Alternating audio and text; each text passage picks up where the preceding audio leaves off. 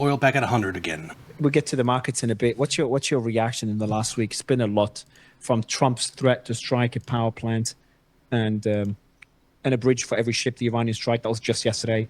To now, just a few minutes ago, he posted that he'll use Iran's frozen assets to, I don't know if you saw this, to compensate for damages the Iranians caused by striking ships. Yeah, he just posted that. He said, until further notice, from this point on forth, any and all damages done to ship's cargo or anything related thereto will be paid for by the Iranian money that the US holds, those frozen assets.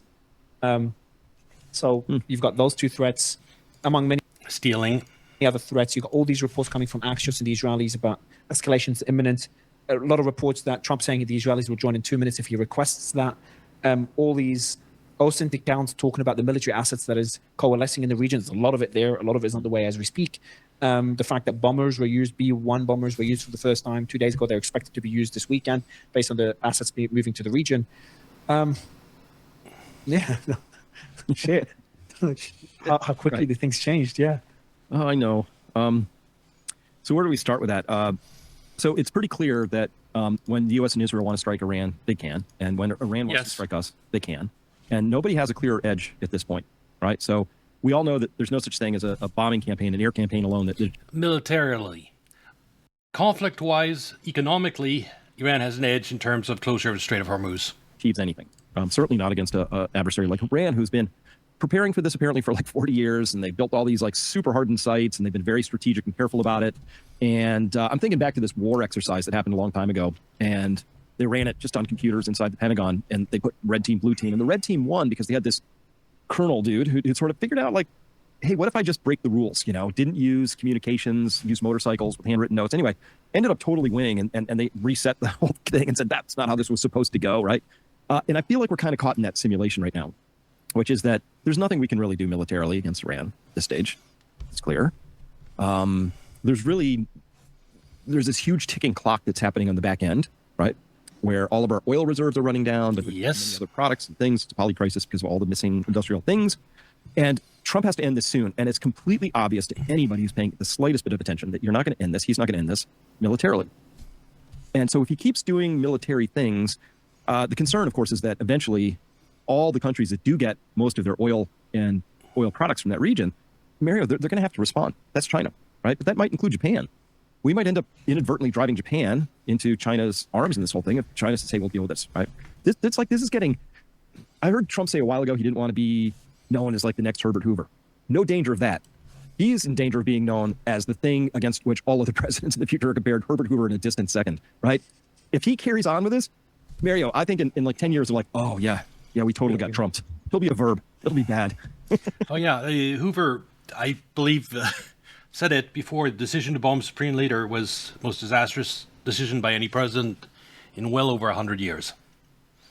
That's only because I'm not well-versed in the first, 25 presidents, or it might be all presidents, if I did the research. Yeah, it seems like it's a definition of the escalation trap playing out. Like, how far is he willing to go militarily before admitting defeat? It's like the sunk cost fallacy. It's like, all right, look, we lost. No, that's not the way to think about it. If he doesn't do this military stuff, it's just accepting defeat. He's on the path to defeat. This is him throwing a tantrum, trying to get something other than defeat, but he can't. In other words, he doesn't want to abide by the MOU and surrender to Iran, and so he's throwing this tantrum. The Strait of Hormuz because of this mistake. We just got to accept that. That's one way of approaching this. The other way is like, okay, look, we can go back to that's what gamblers are like. Look, I just want to break even. You know, traders fall into this. I hear it all the time. I'm not a trader, but they trade money. But they're like, they're winning. They want to make more. They get greedy. It keeps going up and up and up, and then like it goes down.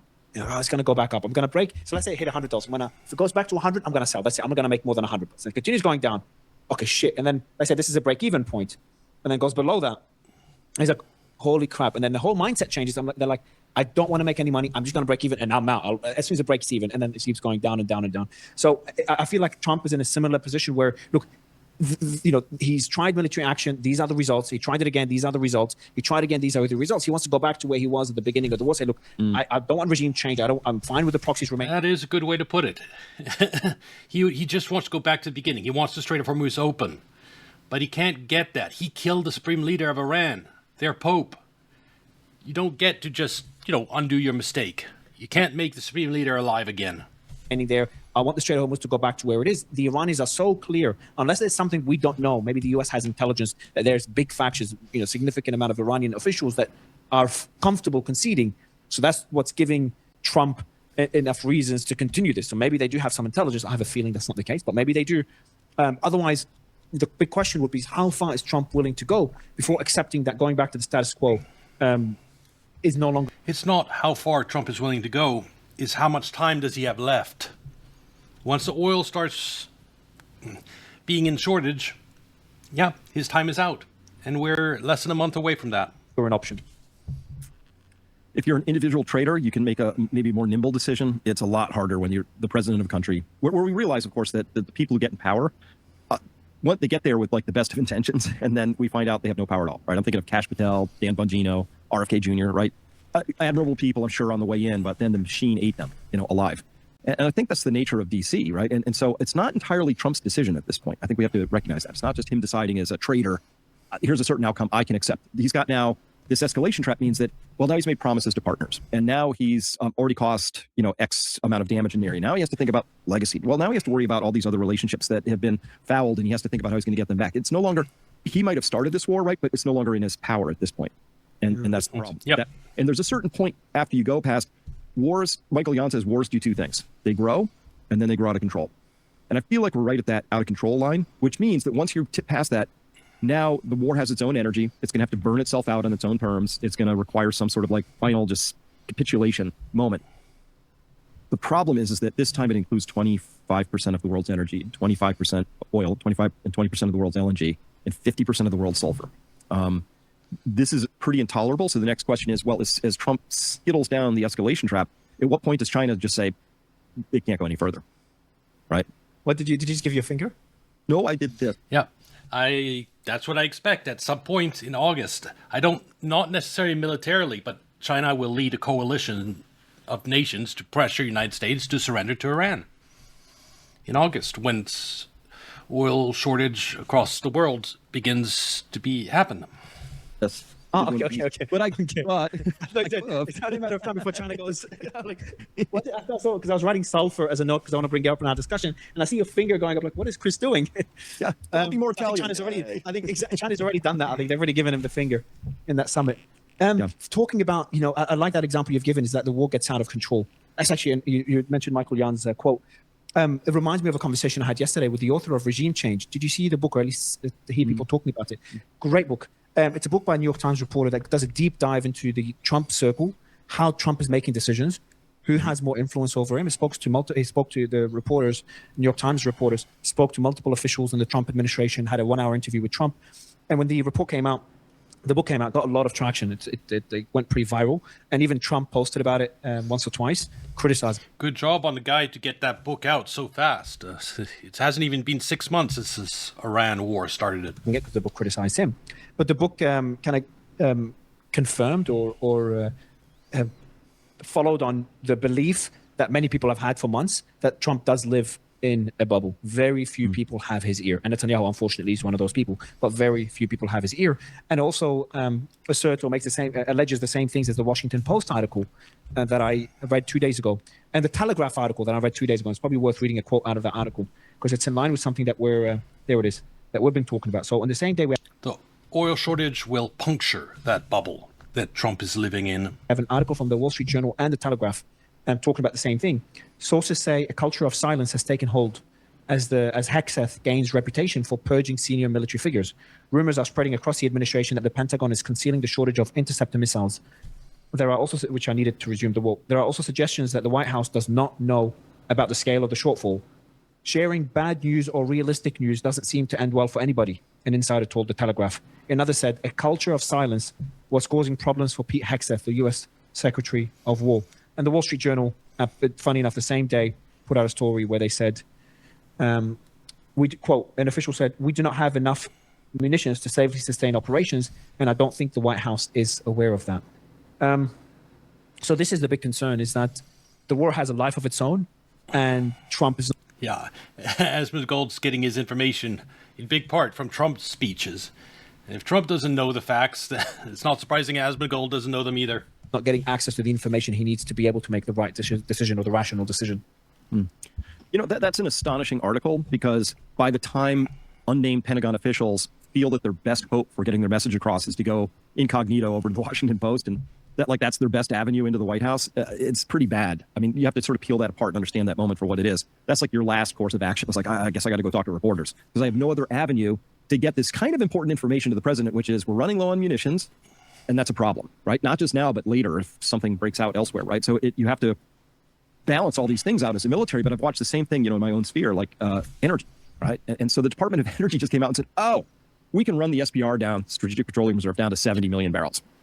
And that was such a bizarre thing, such a fail, because that's them telling Trump what he wants to hear more than reality. If we did that, right? If we did that as a nation, that would mean we would take about 130 million barrels of single-use storage caverns. We would drain them, and they're gone, they're done, and we can never use them again, which means we've sacrificed future storage for draining this stuff, okay? And then if we also understand that you can only draw the remaining caverns down to about a minimum of 10%, unless you want to damage them too, it actually means that when the DOE came out with this big statement 2 days ago, they said, we have 243 million barrels, could last quite a while. The truth is, if we're not going to damage things permanently, which is a strategic, self-goal, we have half that amount, right? How is it possible that the DOE can't even talk reasonable figures to people? Well, that's because I think what you just said, there's this culture of silence. Well, Trump, to be fair, might be planning on damaging the Strategic Petroleum Reserve just to get through the midterms. I don't think it'll be enough. If they said the real thing, whoever... Or let me put it this way, it won't be enough, even if he does that. Put that report out and be fired, and that's the end of that, because Trump doesn't want to hear, or the Trump team. Because it's not just U.S. oil reserves that are being drawn down to tide us over while the Strait of Hormuz is closed. It's strategic reserves around the world. And they're running out in other places too, besides the United States.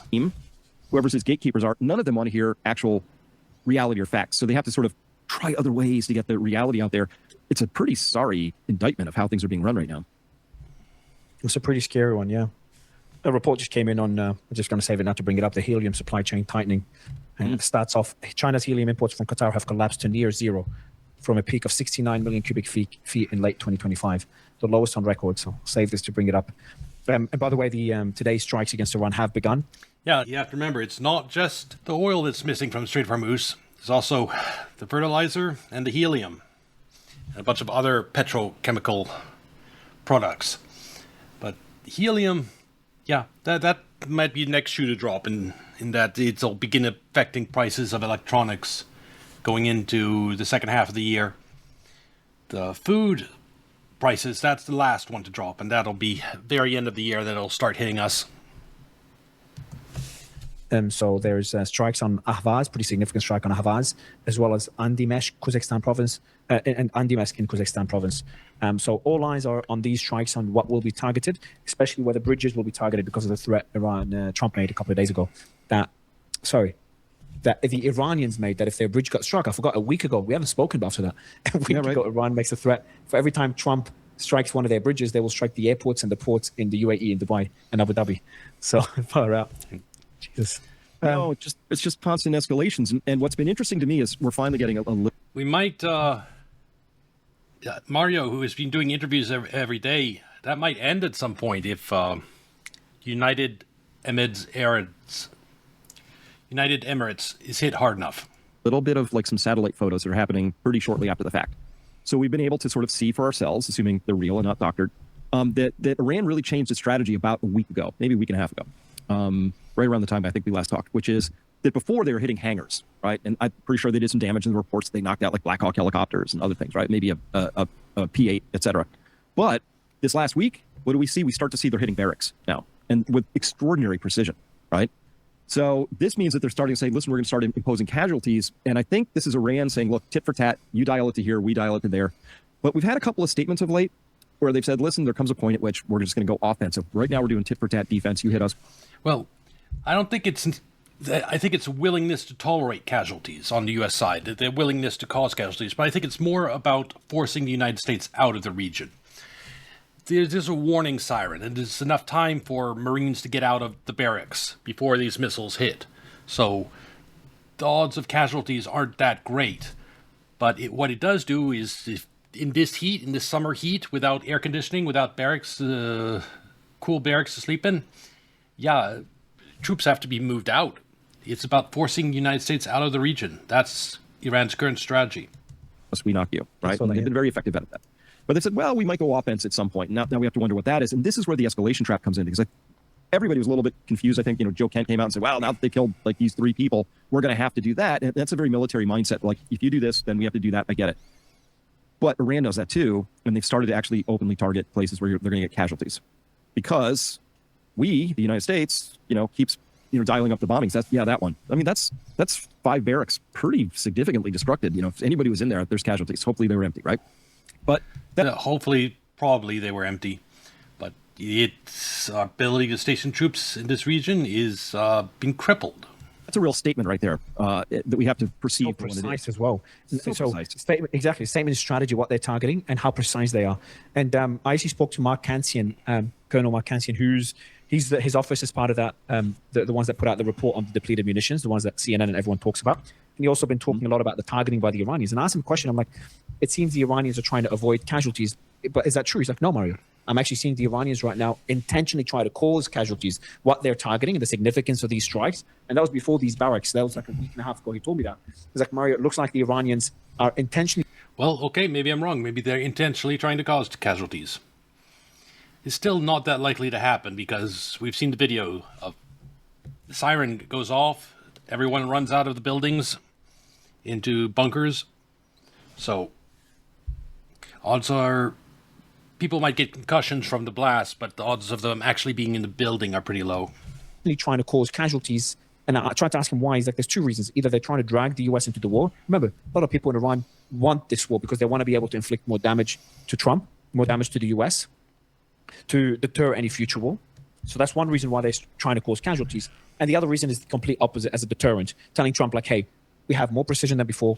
We are more capable than before. There's been reports about how the missiles are getting through air defenses because they're more maneuverable, but also all the early warning radars have been destroyed. The air defenses don't have the same ability to intercept because the early warning radars feed the coordinates to the air defense systems that are able to detect the missiles in time. So that those capabilities are not there. And also the depleted munitions. There was a report now for the first time in decades, the US put in an order from Raytheon, I think, for PAC-2 interceptors. First time in decades. Usually it's the PAC-3s they use. They've actually put in an order for the first time. I saw the report today for PAC-2s. So if you put all these things together, the Iranians have the ability to target better, the ability to have a higher hit rate, and they are trying to cause casualties, as you've just explained so well.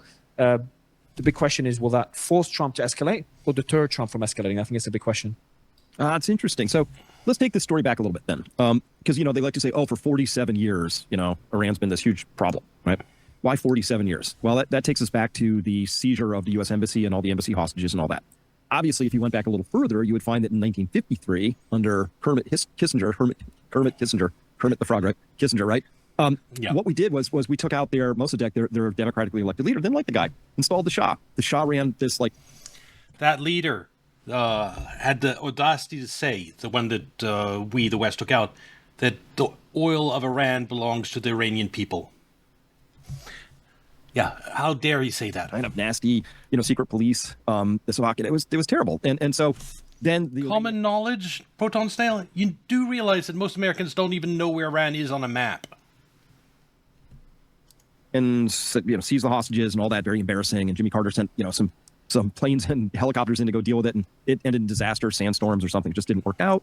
But we like to say, gosh, for 47 years they've been a problem. So for 47 years we've had them under sanctions for entire lifetimes of some people, where they couldn't get cancer medications, where they couldn't feed their children, where they couldn't participate in things, where they were being throttled by us. So the idea, to me, that these people have been suffering for 47 years and now have found a way to strategically neuter the United States militarily, that they're going to just give up because we bomb another or something.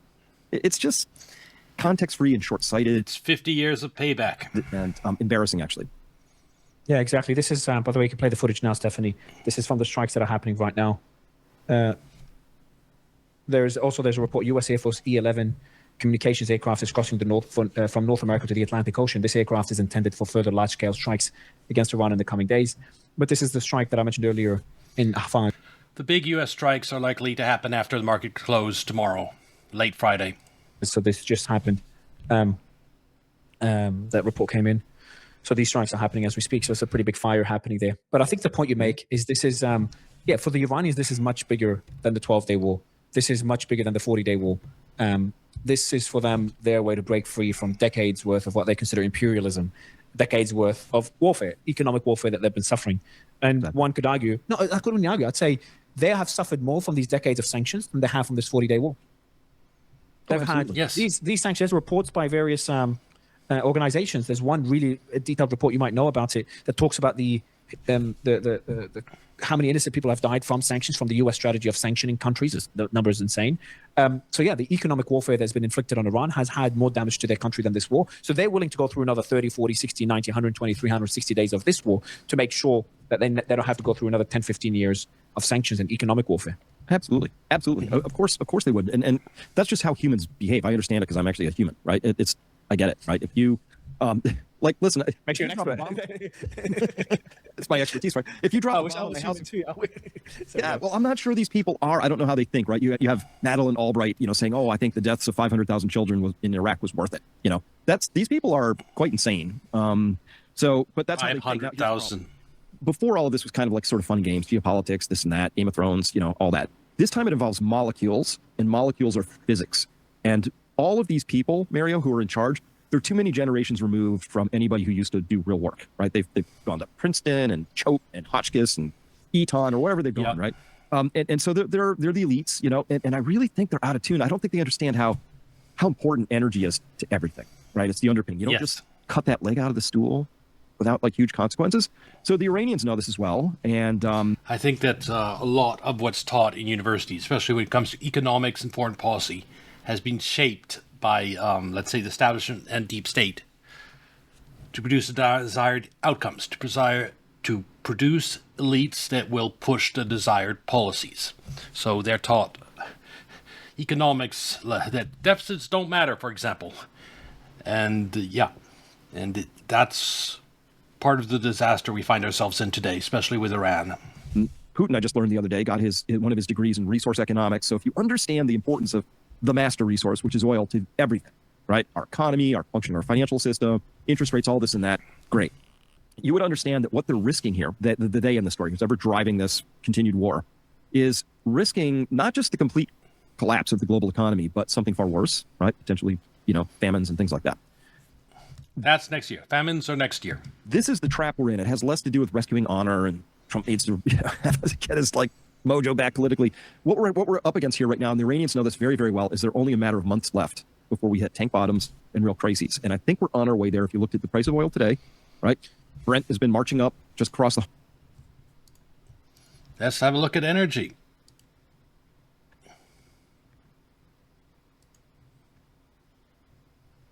Brent crude. Look at that. Remember when I was down here, I said it'd be up at 150 by the end of August? We're on our way. The 100 mark today. More importantly, the U.S. 10-year Treasury crossed the 4.7 mark for interest rate. And Iran's watching that stuff the same as you and I. And they understand what's happening here. All they have to do is wait that out. And the United States is going to literally bankrupt itself, as well as many other countries, in this process. And that's the path we're on. I wish it was different, but everything they're doing is just continuing to prove that what they want is this to drag on until something really breaks. And I have this concern that when they really break something, it'll be a Humpty Dumpty moment. Won't be able to put that egg back together again. I'm not as worried.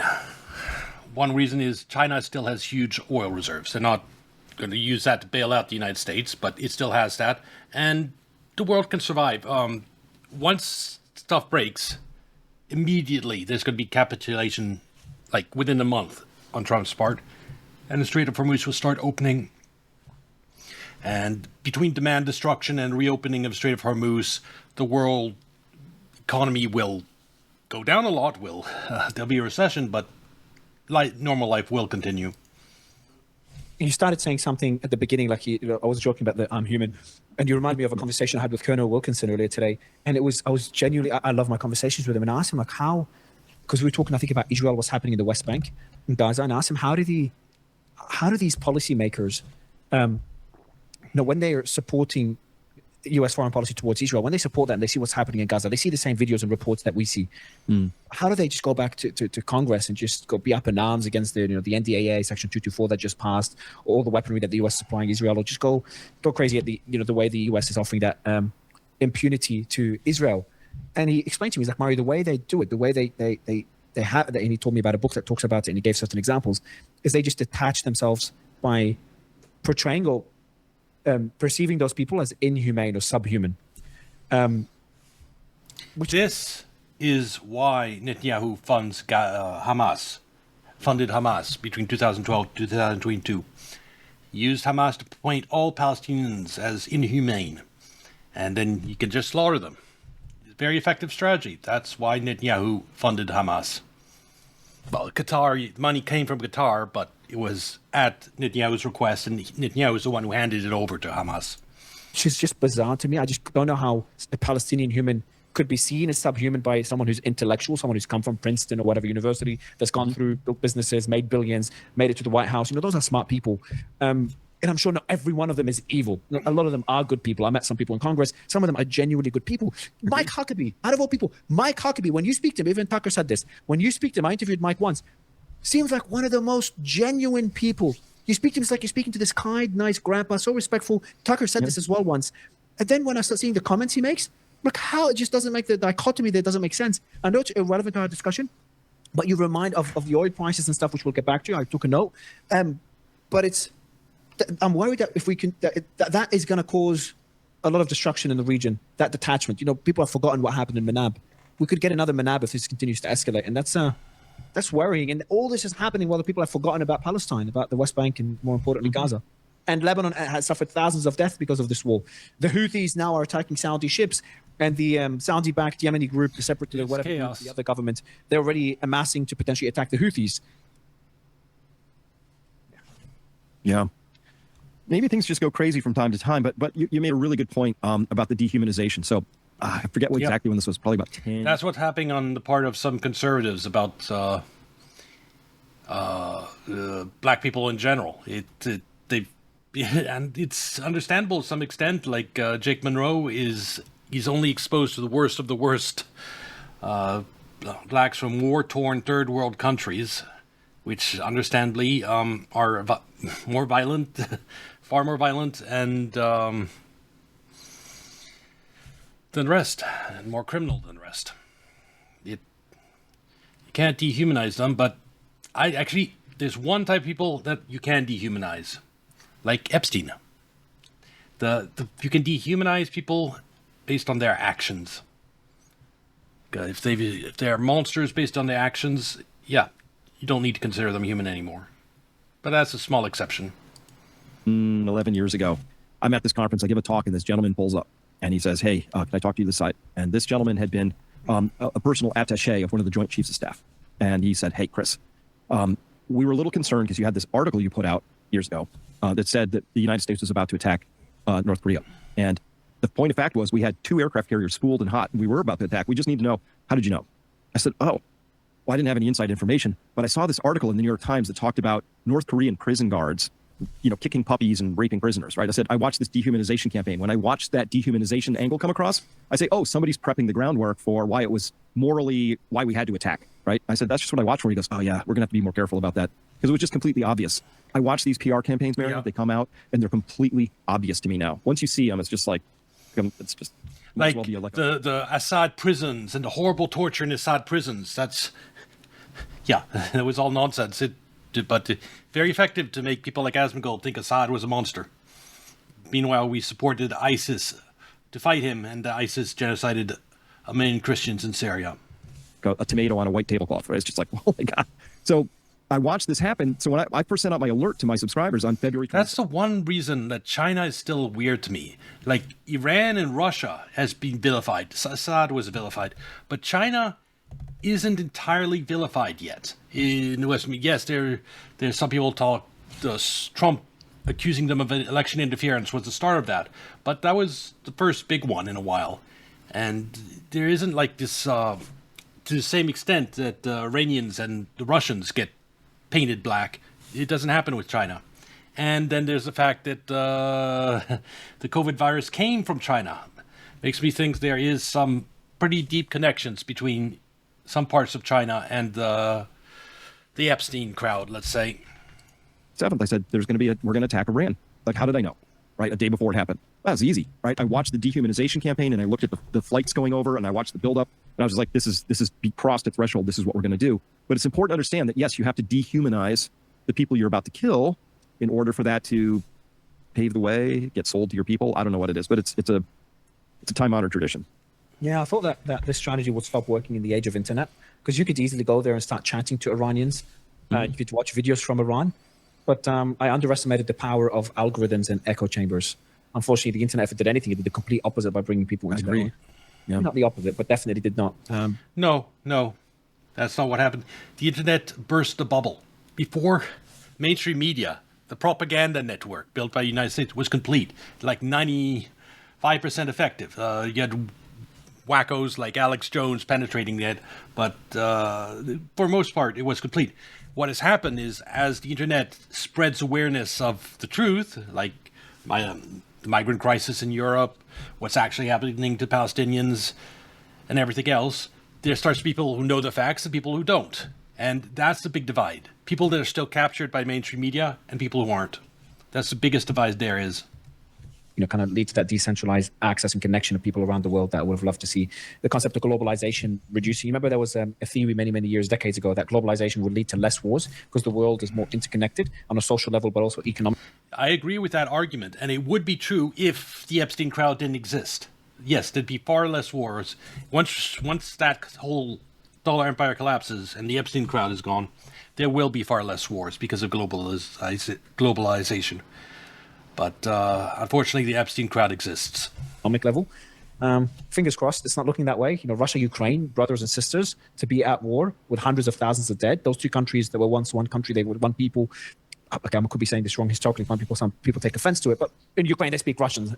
They see each other as brothers and sisters. For those two countries to be at war right now in the current situation, and for the Gulf and Iran to be at war, it's not where it should be. So I'm just an update here on the explosions. There's explosions in Kesheman, the same area. I won't mention all the cities, all in the southern area of Iran. Nothing out of the ordinary in these attacks. So it seems a large-scale attack that everyone's waiting for this weekend, obviously, after the markets close, most likely, Yes. that all these military assets have been moved to, hasn't started. Now, you've talked about oil prices and what was the treasury yield as well. Yeah. What are they telling us? And how much breathing space does Trump have to be able to do what he wants to do?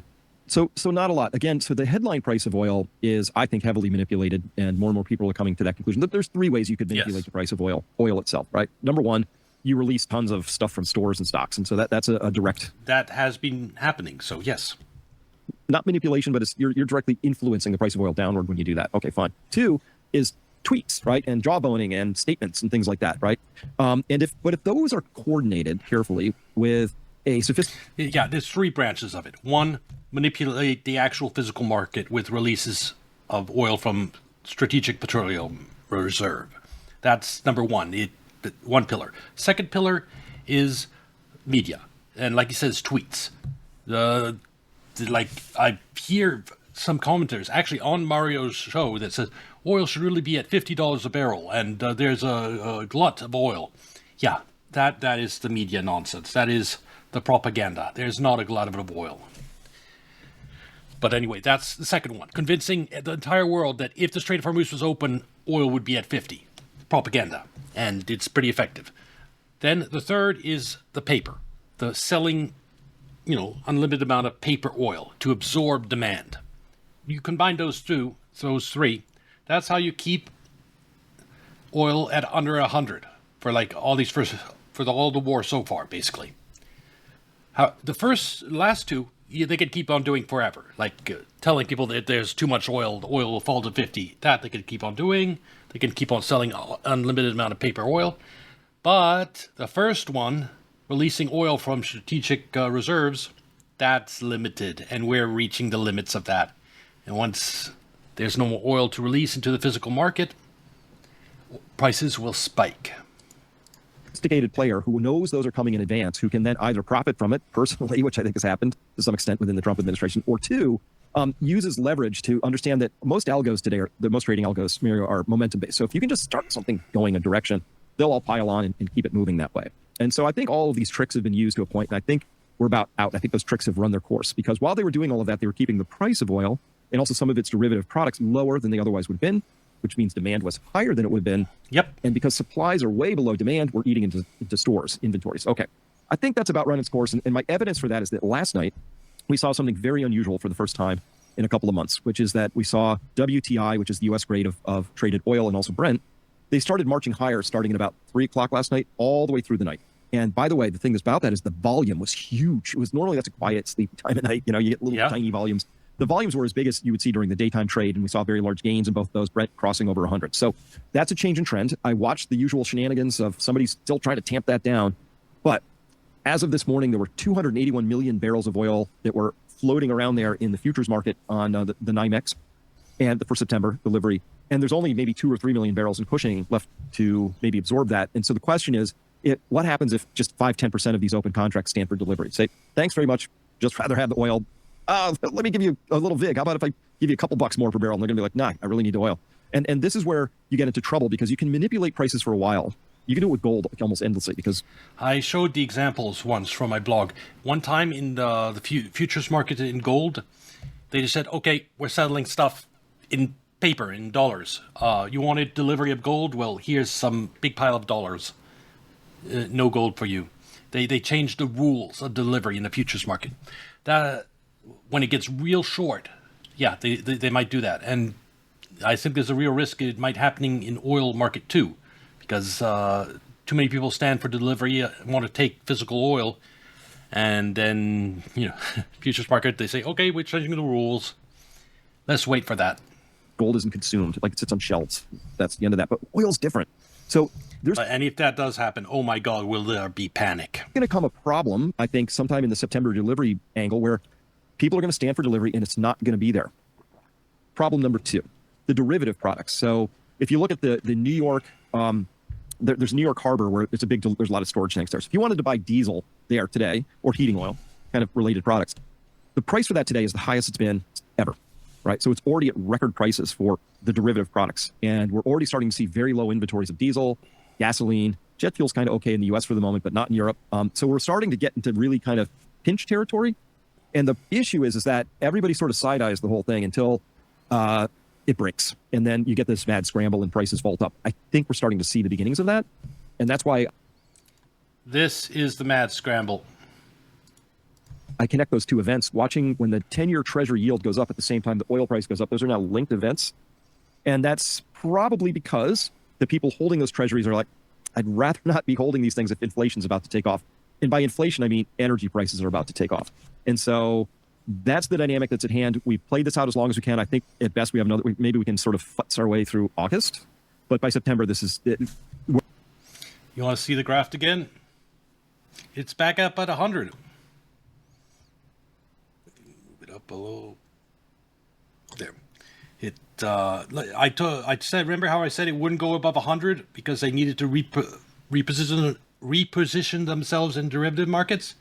Once it fell down here, they could reposition themselves. And this time, when it hits 100, there's not going to be any of these shenanigan nonsense. It's just going to keep going up. This has to be over, one way or the other, by September. And one thing, something I've learned recently, contango and backwardation. So backwardation is when the price of oil, Backwardation is what happens when there's a physical shortage of something. It becomes a lot more valuable now. There might be some in the future, but you need it now. You need the oil now. So the futures graph, it's semicircle this way, with the now being the highest. And we are in backwardation in oil again. later on the curve, the futures curve, so the later the delivery of that oil, the lower that price. So if you're buying a future now, the shorter period of time of the future contract, the higher the price, and the more you go down, it's going to go down in price. That's what backwardation is. And contango is the complete opposite. And right now it's gone back into backwardation. Before it was in contango because there was so much oil allegedly that's floated out in the markets. that there was that oil glut, theoretically, and therefore there was so much oil out there that a longer future contract, a longer duration, meant there was storage that would be needed. That led to the higher price at a later date. But right now, what we're seeing is there's desperate need for oil right now. Refineries are scrambling to get as much oil as they can. So therefore, we're seeing backwardation.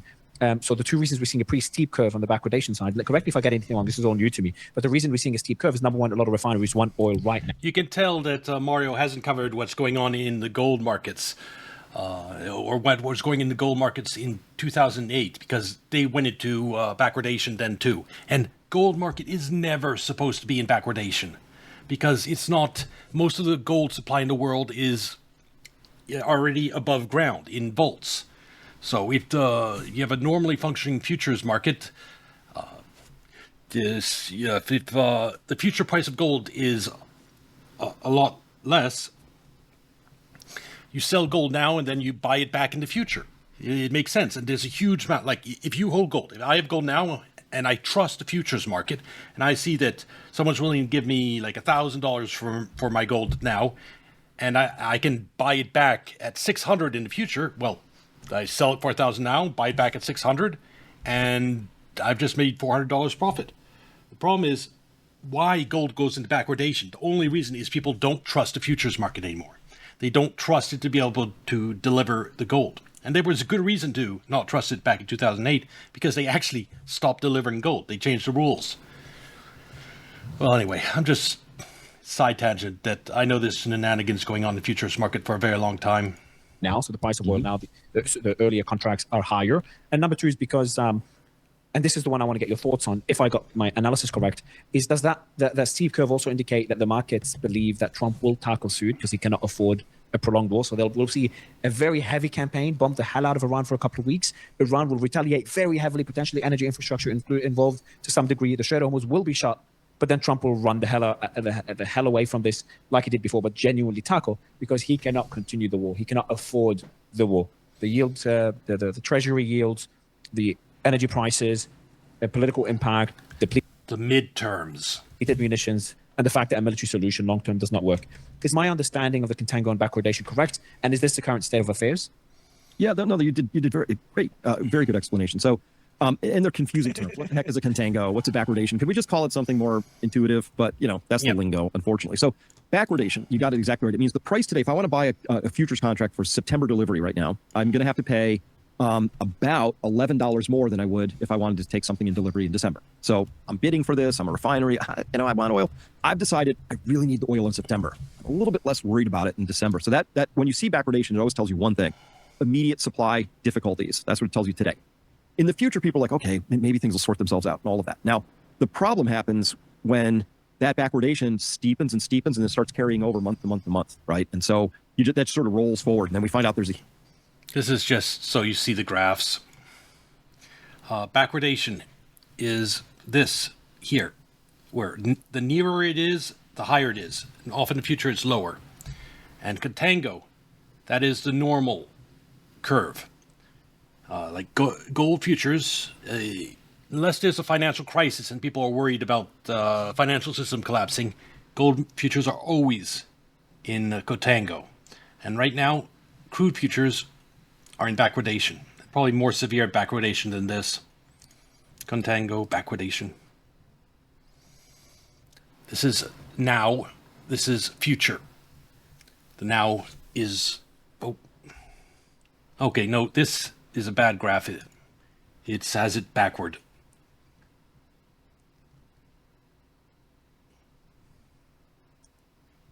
This backwardation. The nearer it is, the higher it is. Huge backwardation in December, but people are like, okay, March is a little better. So backwardation is always, in the commodities business, it makes your antennae quiver instantly, because you're like, okay, this is a problem. Like when silver went into backwardation, it skyrocketed like crazy after that, because it means immediate shortages. Doesn't tell you how much, doesn't tell you how severe necessarily, but it tells you there's a problem. Okay. And again, silver, like gold, there's a huge amount in volts. It should never go into backwardation. Contango makes more sense. Contango just says, look, if I want to take a barrel of oil in September, it should actually cost less than one in December because somebody had to store it between September, October, November, December, right? Storage costs money. So for any commodity, that's the normal situation. Contango's normal. That's normal operating Exactly. procedure. Normal. Okay. So the fact that we're in backwardation pretty heavily for both Brent and WTI tells us that we're starting to have an Atlantic Basin shortfall, not shorted, but it's tight. Same thing is just happening. We watched certain grades of crude just vault like 10, 15% yesterday in the Pacific Basin. So worldwide, sort of like, okay, there's concern now. Okay, that's part one. But part two is actually, let me just separate something. I think it's an important concept. So I can imagine a scenario where oil goes to zero and products go to infinity. And that situation would be, what if I wiped out every refinery, like which is happening in Russia, and also the Gulf Coast? I could imagine a situation where Iran dials in, takes out all these refineries, the Alab Kike in Saudi Arabia, on, and they're all damaged. They still want to pump the oil. Now they put it in tankers, but there's no way to refine it.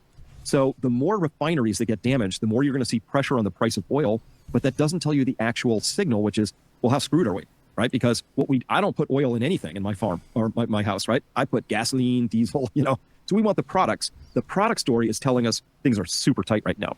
So if you wanted to buy, as of yesterday morning, a barrel of jet fuel in Rotterdam, it was $158. If you wanted diesel, it's about $148 a barrel, right? So the products are super expensive, and we've talked about it. That's the crack spread, some jargon in all that. But there's this thing between, there's oil itself, and then there's the stuff nobody actually wants the oil. We want the stuff we get from oil, right? Yep. And there's been tightness for a long time, and we're watching the spreads continue to blow out on that. They've never been higher, and they continue to just be going straight up. So that's where I think the signal is telling us, Houston, we have a problem. Like, there's real difficulty here, and I believe in my country, the press is doing an extremely bad job of communicating that. Press always does a bad job. Well, unless you realize that its job is to lie, in which case it's doing an excellent job. At asking questions, figuring that out. And but it's a huge thing for anybody paying attention. And it means simply, could we see $5, $6, $7, $8 gallon gasoline, diesel by election? Yeah, absolutely. At this pace, we will. Yeah. And then Democrats win by default. It's so stupid. There's so many other important issues, but they're going to win just because Trump started this massively idiotic war. Yeah. Is there anything, like on TradingView, is there any chart you could look at that shows you the diesel price, or is there like an index for refined products that you can see the prices? Try CME, Chicago Mercantile Exchange, CME.com. Yeah. Just type New York Harbor diesel.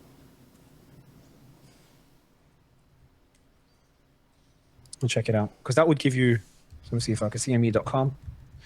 I'll check it out, because that would, because everyone looks at the WTI and the Brent crude, and that's just not the right indicator. There's some people worried. I'll check it out after. Interesting. A lot of people are just looking at WTI and crude, Brent, not realizing that the issue's not there. The issue is in the refined product, and this is what will really, hurt the. I disagree. I think there's also a problem in the oil.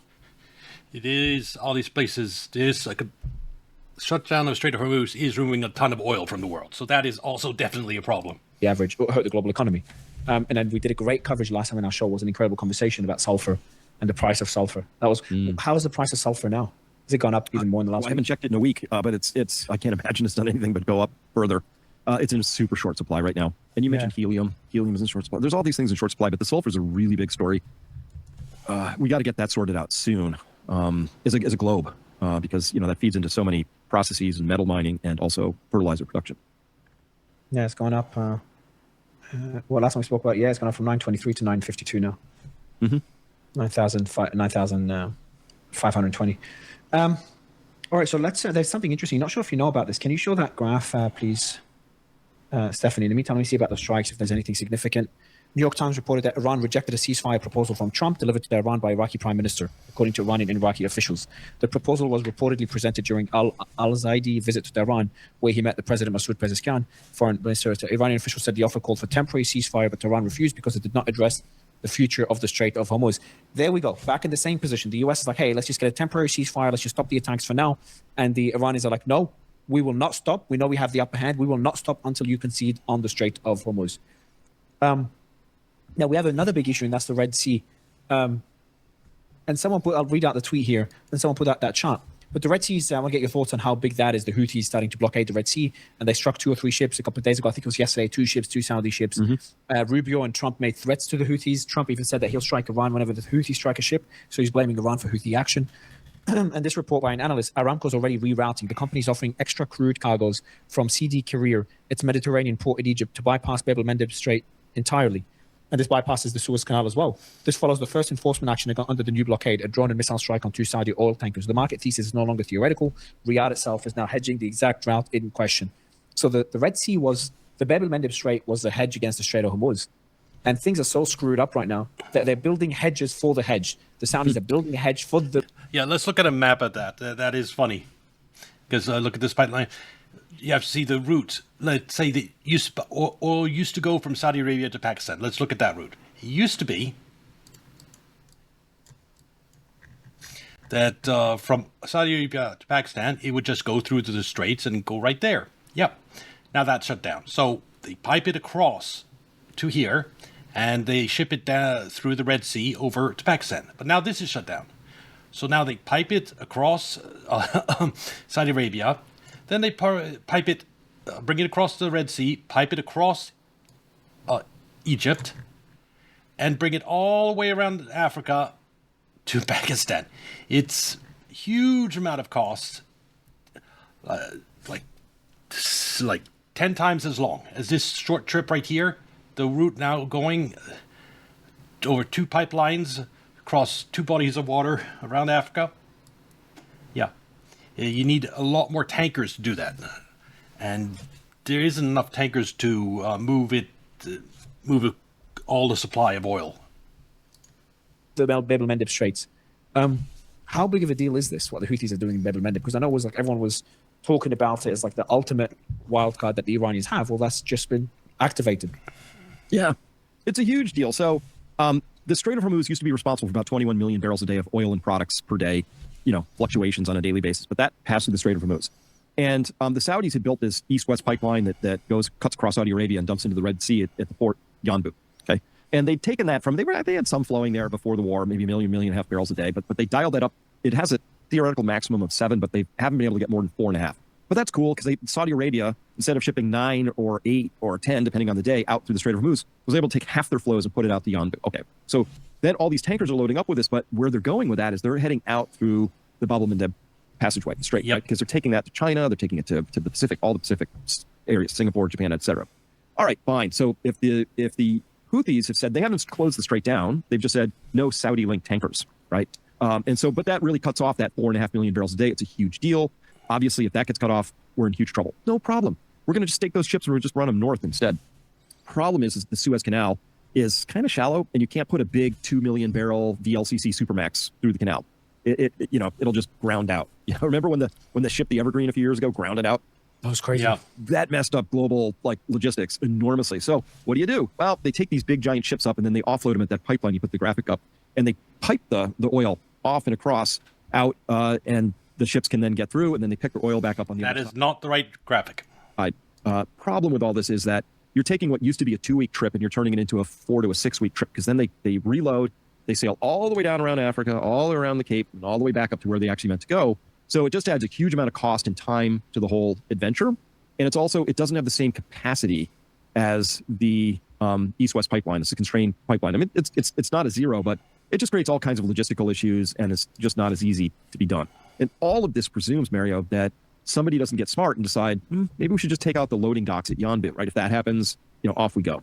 And so the concern has always been that this whole thing grows out of control, and we actually lose more of the infrastructure to a point where even if peace broke out tonight at midnight, after a mass exchange, it'd take a year to get it all back functioning again, minimum. If certain damage happened, it could take longer if other damage happened. So Iran holds the trump cards, and they've said, look, if you guys do this, if you break these things, we'll break those things. And they know very clearly exactly which things they would have to break. They can do other things like break the internet cables that run through the Strait of Hormuz, that connect Asia to the United States. It's not through internet cables up here. It's through here. They could do a number on the internet. When you have these strikes where you would see that, they struck this refinery, they were always hitting the mostly, for the most part, they were just hitting the storage tanks. Hey, it makes a lot of smoke. It's very black. Yeah. Looks damaged. Fire. That's not the critical stuff. Tanks are very easily rebuilt. But if you decided to take out, you got kind of angry about all this. What you would do is you would hit the actual refining towers themselves, the actual splitting towers. And if you hit the cracking towers, those things are specialty built, take a long time. They're not domestically made. They have to be made elsewhere, brought there. It would be a very, very long fix. So refineries have very sensitive, delicate components and things that are more easily replaced. So far as I can tell, Iran has been hitting for visual effect, but not for damaging effect. But if they decide to dial it in, as we've just discussed, obviously they have the capability, they have the know-how. It would probably be if the United States started hitting Iran's oil fracking infrastructure, cracking infrastructure, that Iran would start to do this. They have the intelligence to do that. That's not a place we want to go as a world, because if that happens, there's really nothing there's no magic wand to wave at that point and make things better. We're in a global catastrophe at that point. A big one. Oh yeah, everyone knows this. Galibaf posted this image today. First one says, click on the image. The tweet says, they wanted to punish Iran, punished themselves with triple-digit oil instead. 10 out of 10 strategy. Jesus Christ, they're the ultimate trollers. That is actual account. Let me confirm it is. Jesus Christ. He's not wrong, to be honest. He's not wrong. Yeah. Iran did this. I showed that other image, by the way, just the one I sent you, the explosion. Okay, actually, I want to get your thoughts on this as a final thing. Show this one, please, Stephanie. Don't worry about the explosion. It's just an explosion in Iran from the strikes today, but they seem to be limited. Can you show the image in that tweet? I'll read out the tweet for the audience. Oil markets just got a brutal reality check across 3 different choke points. That's by Jack Prandelli, who did this. Yeah, keep that image open. The market spent June pricing in all clear after Hormuz reopened. Brent crashed to $73 lows, and the curve moved into contango. That was a mistake. Prices have now round trip back near $90, with backwardation returning to plus $8 to $10. It's an incredible margin. This is a structural shift, not a temporary blip. Hormuz is the biggest issue. Daily transit dropped to just 4 to 8 vessels compared to normal traffic of 125 to 140. Jesus, this choke point normally carries over 20 million barrels per day, about 30% of seaborne crude and 1/5 of global LNG. But flows have effectively stopped due to insurance costs, fear, and recent incidents. First quarter volumes were already down 30%. No alternative route can replace it. The Red Sea adds serious risk. The Houthis have threatened Saudi facilities and key Yanbu export terminal, which now handles 75% of Saudi oil. Bab el-Mandeb carries 4 to 5 million barrels per day. Any closure would cut the main Hormuz bypass at the same time. In the Black Sea, the CPC terminal suspended loadings after 2 tankers were hit. What's the CPC terminal? Do you know? I believe that's going to be handling Kazakhstan's oil. So that's a big deal, because that extends it beyond Russia even. Interesting. This removes up to 3.7 million barrels per day with no easy alternative. 3 separate conflicts after, let me see, the CPC. It's interesting. Oh, let me just show you this. This is a UAE tanker that tried to get through the Strait of Hormuz in defiance of Iran. Look at the damage. That is some pretty big damage.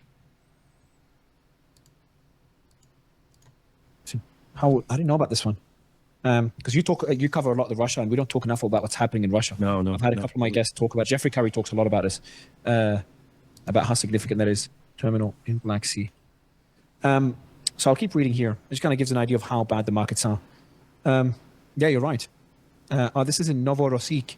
So this is one of the ones being attacked by the Ukrainians that carries crude oil from Western Kazakhstan to the Black Sea. Interesting. So that's in Russia and carries the Kazakhstani oil. Interesting. And that was, I'm guessing, struck by the Ukrainians. 3 separate conflicts. So Ukraine, Bab el-Mandeb Houthis, and Iran. 3 separate conflicts are disrupting critical routes while the global fleet is already stretched on longer voyages. Fast Money has built the largest long position since 2016. War risk premiums are near 5% and tanker rates are surging. The physical market sees the stress while paper prices still lag. Churchill warned over a century ago that safety in oil lies in variety. We are short that variety right now. So it's about having multiple sources of energy around the world. Well, we do have multiple sources, and all those sources are getting hit simultaneously. It's not good, is it, Chris? Yep. No, I mean, we've danced around this and gone at it directly a few. Well, it's because the United States is targeting 3 oil-producing countries: Venezuela, Iran, and Russia, or targeted. It took out Venezuela for now. I wouldn't be surprised at some point if that falls apart, but I haven't looked into it too deeply. Few times, which is is this just gross incompetence or is this some kind of malevolence? Because remember, the timing of all this is highly suspicious, right? So February 28th, the decapitation strike, taking out the equivalent of the Pope in Iran for the entire Shia community, presumably. Obviously not a good thing. March 2nd, then we have Ukraine strikes really dial up and start going. And of course, the United States is not saying anything about that. I remember it was March 10th or something, Scott Bessent came out and said, we're doing everything we can just to help the price of oil stay down. Well, everything except calling Ukraine up and saying, stop it, right? In fact, we were providing targeting information according to Financial Times. So we've been helping doing all this. So somebody, by their actions, this is important, has decided we're going to create a global energy crisis. I don't know any other way to line the dots up at this point. So they've decided to do this, Miriam. Okay. I believe truly that they know not what they do. I truly believe that they have some master plan that they think they're going to execute here, but they don't actually understand how these things really work, right? They're dealing. Absolutely.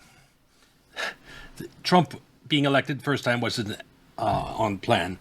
Trump surviving that bullet at Butler wasn't on plan. There isn't a big plan, I don't think, at this point. There might be, they was just go after Iran, and they're causing the oil shortage, but I don't think they're planning for it. Dealing with physics at this point. We're dealing with the raw underpinnings of our global industrial economy. Unless oil shortage is to give Democrats midterms, and that is the plan. In that case, it's pretty effective tricking Trump into this Iran war. If sole purpose is to give Democrats the midterms and get Trump impeached, it's effective. The stuff you and everybody loves. I love that we can talk to each other across however many miles this is. I love that all this technology works. I love that we're all well fed. I love that it's 69 degrees in this room, no more or less. This is beautiful. But they're risking all of this, and the thing that's been left unanswered is why? Is there a why? Why are we risking poking the bear, Russia, to the point that they may have to retaliate, which could then spiral out of control and lead to actual nuclear exchange? What's so important that we would risk that? I don't. Yeah, because the U.S. dollar is reaching the end of its lifetime. The U.S. financial system is at risk of total collapse if it doesn't take out BRICS. And so they're going all out, even if it's suicide, because it's suicide anyway. The people connected, the Epstein crowd that is connected to the U.S. financial system, they need to take out Russia and Iran and even China. And whether they can do it or not isn't an issue. There's complete defeat and destruction of the U.S. financial system if they don't do it. So they're going to try, even if their chances of success are zero. I don't have a good answer for that yet. And it may be that's the problem is I'm trying to approach this logically, rationally, and humanely. I'm not really sure, but maybe it's back to what Wilkerson said about who these people are. Epstein crowd? I think a little different than you do, than I do. Wilkinson is so worried that this is going to go nuclear. His biggest concern, he's 80, but his biggest concern is that we're poking Russia too far and enough to potentially use a nuke, and Israel could end up having to use a nuke against Iran. That is his biggest worry. It's been his worry for months. Mine too. I mean, that's a bright red line. I have several drawn in the sand so that if they're crossed, then, I do very different things. I'm fairly prepared as a human being, as a family. You have a bunker? To a point, I have a root cellar that in a pinch, that's where I would end up, right? I have plans for these things, I guess, but I haven't built a bunker specifically. But it would suit the purpose at this stage. But if a nuke goes off, then, right, all kinds of things get triggered in my life at that point in time, because I don't believe there's any stopping that, right? It's kind of like, what actually happened with Israel and Gaza is that for a long time, Israel didn't think they could do what they wanted to do in Gaza, what they wanted to do, which is just flatten the whole place and just kill whoever, right? Amalek, right? And that seal kind of got broken. And so now it's okay to do that kind of stuff, I guess, right? The United States hits a school full of, children in Iran, kind of just shrugs, The United States started doing summary executions of people in speedboats who we suspected were drug running, and just shrugged and said, well, we think they were guilty of something that we didn't like. But these are actual violations of what we'd call normal boundaries of control, right? I live in the United States. Theoretically, everybody's innocent until proved guilty. We do not summarily execute people on a hunch, right? But we started doing that stuff. And so how did all these balls get... That started under Obama, when he started, executing Americans with drone attacks without any oversights, even going to court, just executing whoever he said, oh, that's a terrorist, execute them. So this is a process of undermining norms that's been going on a long time. Get set in motion, and we have to understand that there's something else happening here. There's a different game being played. I don't know what the game actually is. You don't know. None of us know. But we can see it by its outlines. And this game, whatever it is wanted to actually throw the world into a gigantic energy crisis problem. there are $2 quadrillion worth of derivatives in the Western financial system. There's $39 trillion of debt at the federal level. There's $115 trillion of debt inside the entire United States system. That's at all levels, federal, state, municipal. All you need to know is it's a giant Ponzi scheme, the Western Fund. It works by market manipulation. I mean, there's no connection between if you buy like ETF that tracks oil, that money never goes into actual oil. So how does this ETF pay out if oil goes up, if it's not actually investing in oil? Well, that's because people running the fund, it's market manipulation. Entire Wall Street's like a bucket shop. Something where you put your money, give money to Wall Street, it goes into a bucket. On the bucket, it's called U.S. Treasuries, and we're funding deficit. And then you're basically gambling on your money is never reaching whatever you're investing in. And the way this works is because U.S. financial system is the world. It's everyone that puts their money in. There's more money coming in to the financial system than there is money leaving the financial system. That's the only thing that keeps it going. That's why I say it's a Ponzi scheme. If BRICS set up a viable alternative to the financial system, if China starts opening up its markets, lets more investors go in that way, you're going to start having outflows from the U.S. financial system. And as soon as that happens, soon after that, the entire thing goes belly up. The dollar collapses. That is what the U.S. is trying to prevent. That's why they're trying to take out Russia and Iran and BRICS to make sure the inflows into the dollar stay the same. So there's no alternative. Corporate household. We cannot afford an energy crisis without risking actually destroying our financial markets, our monetary system potentially, and everything that's sort of hinged on that. And the difficulty here is that the United States... Well, I said it before.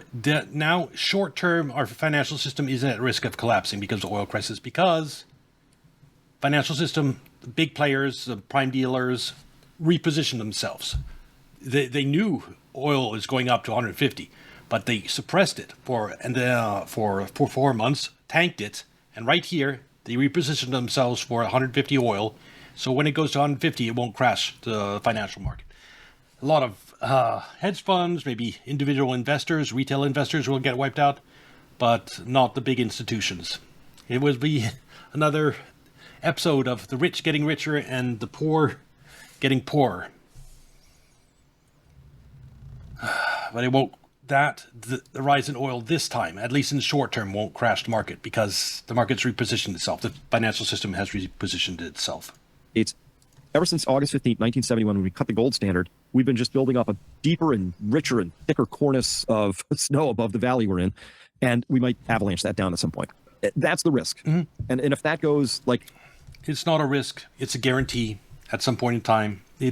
There is no way out to keep the dollar going long term. Even if I was in charge of things, there's nothing I could do differently.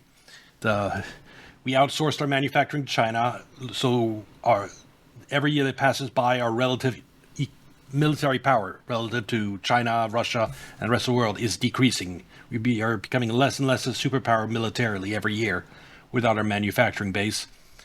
And the entire dollarization of the world, all these countries stay dollarized because they fear the U.S. military, and that fear is being destroyed by this Iran war. So that's one pillar where that's being destroyed. It's also through different regulations, the financial system itself has been gutted and gutted and gutted over the years, so that it's just a shell of how its former self. Like, we used to have the strongest financial system in the world. Now it's so weak that it only survives by constant manipulation. No, it's all going to end. My timeline to see it end is 4 to 5 years. For after this, okay.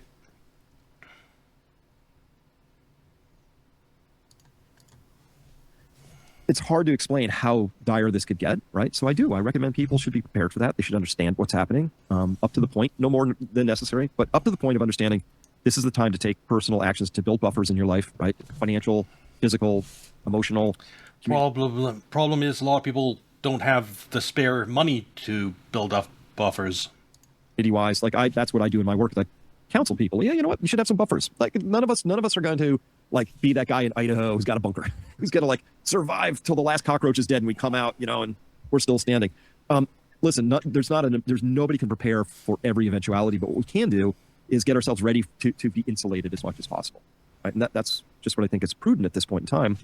And as soon as the data changes, I'll change, right? As soon, flowers and sunshine and rainbows and Skittles break out, I'll be right there. Like, I'll be first to the line saying, okay, alert is off. But for now, everything's still trending in the exact wrong direction right now. Yeah, I just saw a report on Russian oil. I thought I'd mention it before we wrap up. It's different. It's Russia's state oil gas revenue, which accounts for around 1/5 of total budget income, rose by 60% in July from the same month a year ago, thanks to the increase in global oil prices, according to Reuters. Poor Ukraine. Ukraine is getting screwed by all this. All the munitions they need are being used on Iran, and oil prices that the Russians benefit from have gone up because of Iran. Like, Ukraine came into this like, shit, Trump is president, what's going to happen? Then Trump does the whole Alaska thing, then we're screwed, yells at Zelensky in the White House, I'm so screwed. Yeah. But then afterwards, there's a complete U-turn. Zelensky's like, whew, we're safe. And then suddenly all hell breaks loose for them. Yes, I agree. The Iran war was terrible for Ukraine. I agree with that. Yeah, Chris, I love that. It was terrible for everyone nearly, except Russia and maybe Iran long term. $101 right now. Jesus Christ. We're headed that way. I've said it, 150 oil barrels, $150 a barrel of oil by the end of August was my prediction. And I was confident, I'm still confident, and I'm pretty sure it's going to turn out to be true. Anyway, this was a good video. This will be on YouTube. Like and subscribe. Come watch on Kick or Twitch. And I'll see you next video. Bye.